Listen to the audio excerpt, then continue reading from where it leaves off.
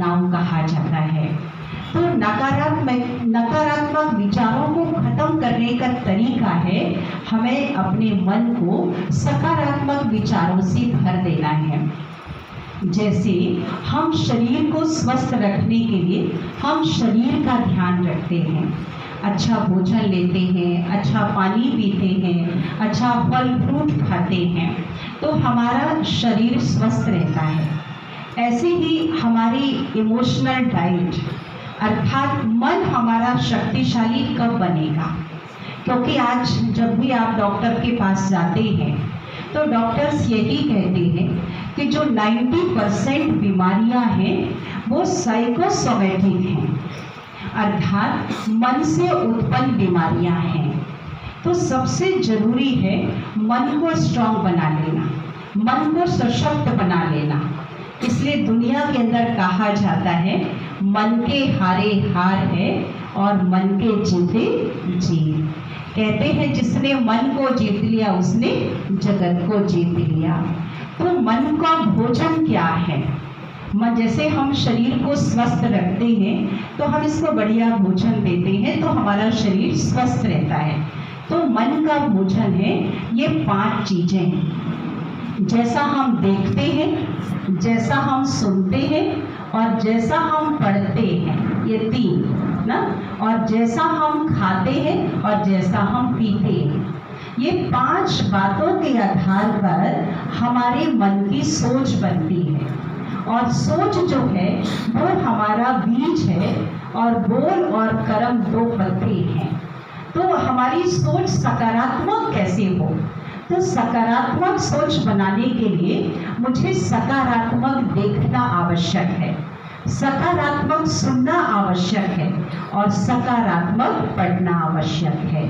तो उसके लिए जैसे हम मन को सशक्त, क्योंकि आज हम देखते हैं दिन प्रतिदिन तनाव नेचुरल कहने लग गए हैं, डिप्रेशन बढ़ते जा रहे हैं, तो उन सब का कारण है हमारा मन कमजोर हो गया है। आज हम शरीर के लिए तो सुबह से शाम तक समय देते हैं, इसको नहलाना धुलाना खिलाना पिलाना, लेकिन इस शरीर को जो चलाने वाली शक्ति है जिसको हम आध्यात्मिक भाषा में आत्मा कह सकते हैं, ऊर्जा कह सकते हैं, तो मन का भोजन क्या है? जैसे आप कार को बहुत चमकाते रहें लेकिन ड्राइवर को भोजन ही ना दें तो क्या हम सुरक्षित यात्रा कर सकते हैं? नहीं कर सकते हैं। तो आज हम यही कर रहे हैं, शरीर के लिए तो हम सुबह से शाम तक समय देते हैं, लेकिन इसका जो ड्राइवर है अर्थात इस शरीर को चलाने वाली शक्ति है वो है एक आत्मा। आत्मा और आत्मा कहे, आत्मा 3 शक्तियों का मिला जुला स्वरूप है, मन बुद्धि और संस्कार। मन सोचता है, बुद्धि निर्णय करती है और जो हम निर्णय करते हैं, जो कर्म हम बार बार करते हैं वो हमारा संस्कार बन जाता है। तो सबसे जरूरी है कि मन में हम क्या सोच रहे हैं, और सोच क्रिएट कौन करता है? हमारा मन करता है। तो जैसा हम सोचते हैं उसके ऊपर बुद्धि है। मन वकील का काम करता है और बुद्धि जज का काम करती है। जैसे वकील का काम क्या होता है, बहुत सारे विचार देता है, और जज क्या करता है, जिसको सही लगता है वो निर्णय देता है।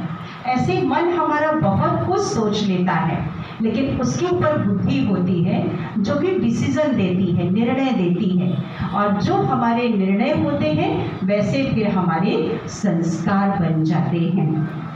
तो हम अपने जीवन में संस्कारों को श्रेष्ठ बनाएं, संकल्पों को श्रेष्ठ बनाएं, उसके लिए हमें मन के भोजन को ध्यान से लेना है। क्योंकि आप सब अपने जीवन में आगे बढ़ना तो चाहते हैं, लेकिन उस आगे बढ़ने के लिए भी हमें चाहिए आध्यात्मिकता। एक छोटी सी कहानी मुझे याद आ रही है।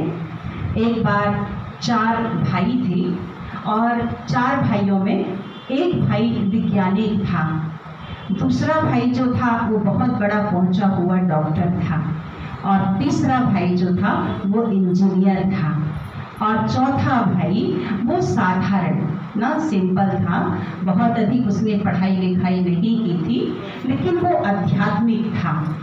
तो एक बार चारों भाइयों ने सोचा कि कुछ नया किया जाए, अपने समाज में अपना स्थान बनाने के लिए कुछ नया किया जाए। तो वो ढूंढने निकले कि क्या नया किया जाए। तो रास्ते में उन्होंने क्या देखा कि एक जगह पर बहुत सारी हड्डियों का ढेर पड़ा हुआ है और दूसरी जगह पर भी दूसरा हड्डियों का ढेर पड़ा हुआ है। तो तीनों भाइयों ने कहा कि हम इस पर एक्सपेरिमेंट करते हैं, हम इसको बनाते हैं। अपनी विद्या से वैज्ञानिक ने कहा कि मेरे अंदर पावर है, इसको कुछ मैं अच्छा बना सकता हूँ। तो जो आध्यात्मिक व्यक्ति था, आध्यात्मिक भाई था, उसने कहा कि पहले देख तो लो कि हड्डियाँ किसकी हैं। तो देखा तो एक ढेर में शेर की हड्डियाँ पड़ी हुई थी और दूसरे ढेर में मानव की हड्डियाँ थी। तो उस तीनों भाइयों ने मिलकर के कहा कि अभी हम इस शेर की हड्डियों का ढांचा तैयार करेंगे। लेकिन जो आध्यात्मिक व्यक्ति था उसने कहा कि देखो, पहले शेर को तैयार नहीं करो, पहले मानव को तैयार करो। लेकिन वो तीनों मानते नहीं हैं और उसको डांट करके उसको चुप करा देते हैं कि तुम तो चुप हो जाओ, तुमको तो कुछ आता जाता नहीं है, और उसको वहाँ से भगा देते हैं। और तीनों, जो वैज्ञानिक था, डॉक्टर था, ना इंजीनियर था, तीनों ने मिलकर के उस हड्डी के ढांचे को जोड़ते हैं और जोड़ते ही वो शेर तैयार हो जाता है और शेर सबसे पहले वार करता है तीनों पर और तीनों को खा जाता है। और वो आध्यात्मिक व्यक्ति तो था ही नहीं। माना कहने का भाव यह है कि कई बार हम बिना सोचे समझे कार्य में लग जाते हैं और उसके बाद फिर पश्चाताप करते हैं। तो परमात्मा हमें सिखाते हैं कि पहले सोचो, समझो और फिर कर्म करो, जिसको कहते हैं त्रिकालदर्शी बनके कर्म करना, अर्थात आदि मध्य अंत का समझ करके कर्म करना। दूसरी बात कि हमें आध्यात्मिक ज्ञान हमें स्वयं की पहचान कराता है। और कुर्सियां ले आना तो भैया पीछे से।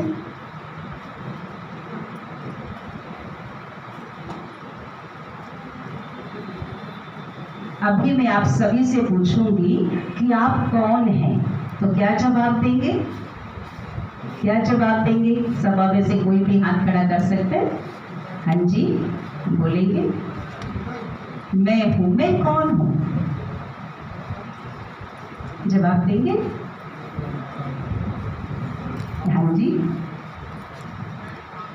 आत्मा हो ना। राइट जवाब है। क्लैपिंग करेंगे भाई साहब के लिए। अक्सर करके हम पूछते हैं तो लोग क्या कहते हैं? मैं तो रामलाल हूँ, मैं तो श्यामलाल हूँ, मैं तो ये हूँ। जो भी शरीर का नाम होता है वो शरीर का नाम है, लेकिन इस शरीर को चलाने वाली शक्ति कौन है? वो एक आत्मा है।